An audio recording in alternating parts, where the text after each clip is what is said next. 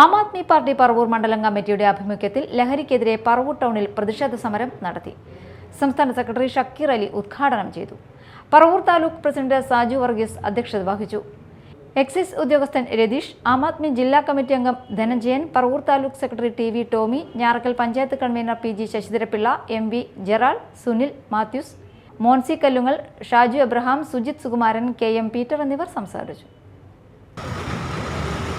നമ്മൾ തുടങ്ങേണ്ടത് ഈ ലഹരി വിരുദ്ധ പോരാട്ടം തുടങ്ങേണ്ടത് നമ്മുടെ കുടുംബത്തിൽ നിന്ന് തന്നെയാണ്. ഇപ്പോൾ ഈ അടുത്ത കാലത്ത് ഇവിടെ അടുത്ത് ഈ കൊടുങ്ങല്ലൂർ നടന്ന സംഭവം,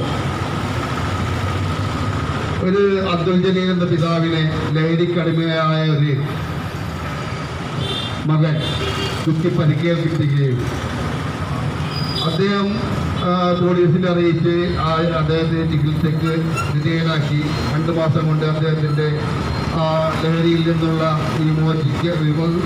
വിമോചനം ലഭിക്കുകയും ആ പിതാവും ആ കുടുംബവും പോലീസ് ഉദ്യോഗസ്ഥരടക്കം അദ്ദേഹത്തിനോട് ക്ഷമിക്കുകയും ചെയ്തു.